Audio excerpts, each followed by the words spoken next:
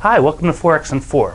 I'm Mike Conlon for FXEDU, and in the next 4 minutes, I'm going to show you the highlights of where the action is in today's Forex market. So let's get started. Good morning. Today is Tuesday, September 21st, 2010. This morning we're talking about the housing surprise. This morning U.S. housing starts increased 10.5% versus an expectation of a 0.7% increase, handily beating estimates and showing signs that there may be some stabilization going on in the housing market. Now, I just want to caution everyone that one monthly reading does not a trend make, but this is a good sign going forward after we know about the withdrawal of the housing stimulus earlier this year in the U.S. here. So that's what's been happening so far this morning. We've got dollar weakness. Okay, and this is coming ahead of the FOMC meeting, which is due out at 2:15 Eastern Standard Time today. At that point, we're going to find out what Ben Bernanke and company think of the U.S. economy and what, if anything, they're going to do via monetary policy to help encourage economic recovery. So all eyes are going to be on the Fed meeting here at 2:15. We're going to get some volatility going into that. Just want to show you here real quick. We're looking at Euro USD on the daily chart, setting up handily above 130 here. Looks like we're coming back towards 3-month highs, roughly right around 133.25. Now the euro is stronger this morning as both Spain and Ireland had successful bond auctions go off earlier today, which has allayed market fears and it's helped propel the markets higher.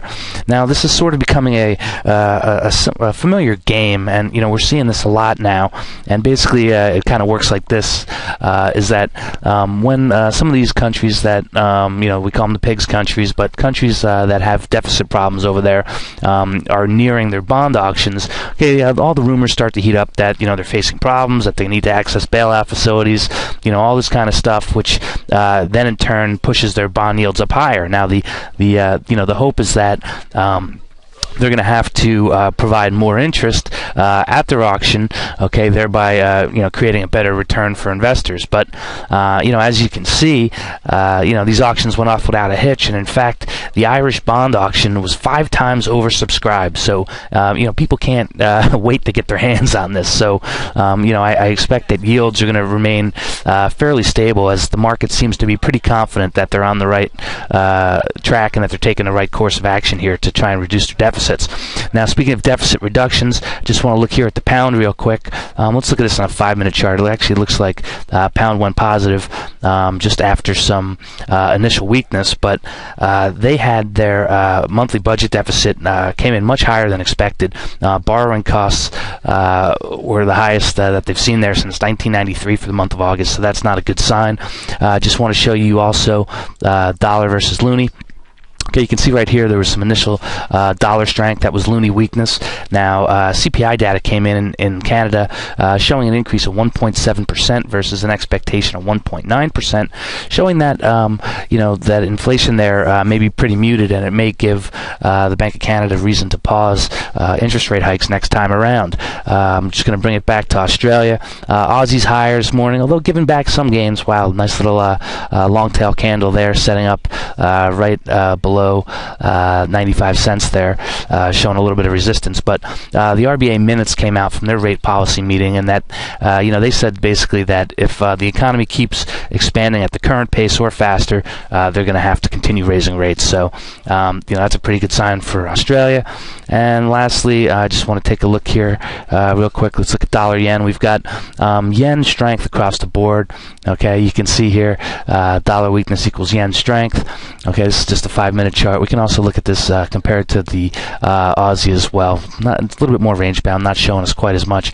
But basically, right now Japan's locked in diplomatic tensions with China, which is causing uncertainty. Okay, and there's also fear that today at the FOMC meeting that we're going to further ease monetary policy, and that's going to sort of counteract this yen intervention that happened and cause dollar weakness versus the yen. Now, the intention, obviously, of yen intervention was to encourage yen weakness versus the dollar. So we're going to have to see what happens. But My guest later today is that Bernanke's not going to do anything at the meeting. He's going to continue with the extended period language that we've all become accustomed to.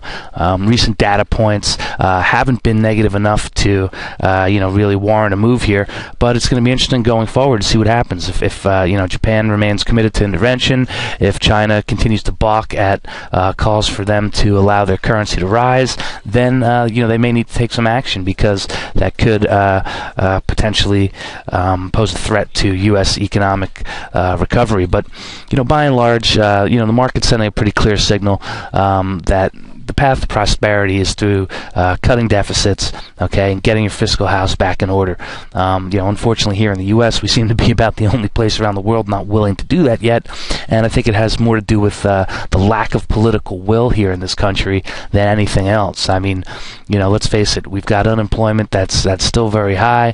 There are pockets of economic data that show signs of encouragement, but overall the picture still looks rather bleak, and I think Bernanke's going to confirm that this may just take time if based on the current path that we're on. But if politicians here in the U.S. don't realize that, hey, everybody else seems to be, paring back and, trying to tackle these deficits, maybe we should be doing the same, because, if they don't, then we could, have a situation where we have, continued high employment, economic stagnation, we've got falling prices going on, and then raging deficits. So not much is encouraging in that scenario. So we're going to keep an eye on the FOMC meeting here at 2:15. There's going to be volatility surrounding both before and after the actual release of the official statement. So just sort of be careful, be on the watch for that if you're trading during those hours.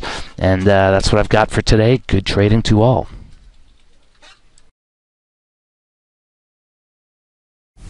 As always, be sure to check out the written blog at www.fxedu.com to get complete coverage of today's Forex market. If you would like to learn more about how to trade the Forex market from professionals like myself, be sure to check out our affordable Forex trading courses. And if you're already a seasoned professional or aspire to be one, ask us how we can help you achieve your Forex goals. Go to www.fxedu.com to get started today.